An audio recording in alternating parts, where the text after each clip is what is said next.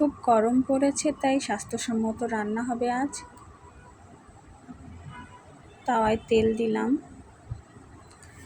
কাতলা মাছের পেটির পিচগুলো ভেজে নিচ্ছি।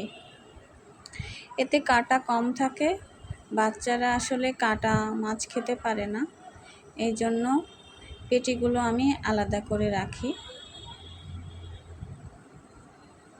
বাচ্চারা খায়, অনেক সময় বড়দেরও তো খেতে ইচ্ছা করে, তাই পেটি একসাথে করে রেখে দিই। ভেজে নিচ্ছি লাল করে, দুই পাশই ভালোভাবে ভেজে নেব।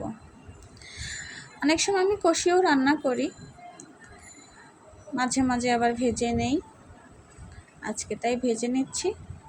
ভাজা হয়ে গেছে, উঠিয়ে নিলাম।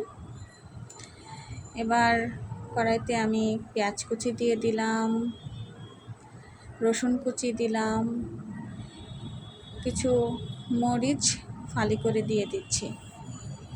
ভালো করে নেড়ে চেড়ে 1 চামচ লবণ, 1 চামচ হলুদের গুঁড়া, 1 চামচ ধনিয়ার গুঁড়া, সামান্য পরিমাণে কালো জিরা, একটু গোটা জিরা ভালোভাবে নাড়িয়ে নিলাম সব কিছু দিয়ে।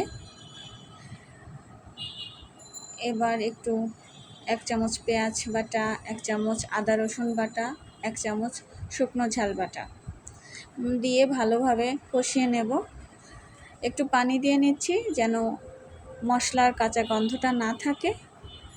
তেল উঠে এসেছে, এবার মাছটা দিয়ে দেব। আমি মশলার ভিতরে মাছটা একটু কষিয়ে নেই, তাতে আমার কাছে ভালো লাগে। আসলে অনেকে হয়তো করে না, আমার এটা করতে ভালো লাগে, আমি এভাবে করি আর কি, আমার পছন্দ।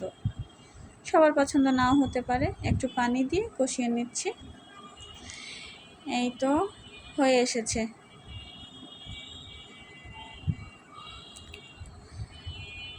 অনেক সুন্দরভাবে হয়ে গেছে। এবার আমি বাটিতে উঠিয়ে নিচ্ছি আলাদা করে। শুধু মাছগুলো উঠাবো, মশলাগুলো থেকে যাবে। এই মশলার ভেতরেই আমি সবজিটা দিয়ে দেব।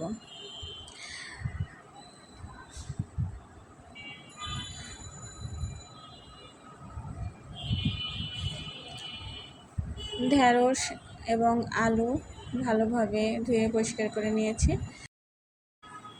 মশলার ভেতরে ভালো করে কষিয়ে নেব যেন সমস্ত মশলাগুলো সবজির গায়ে গায়ে লেগে যায়।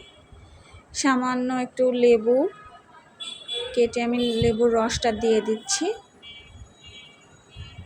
তাতে আমার কাছে ভালো লাগে।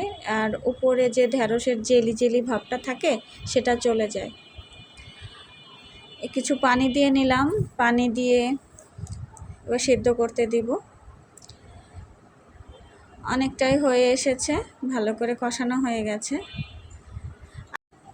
আরেক মগ পানি দিয়ে নিয়েছিলাম, কষানো মাছ দিয়ে দিলাম। সবজি হতে বেশি সময় লাগেনি। আজ এই পর্যন্ত। মাশাআল্লাহ, আল্লাহ হাফেজ।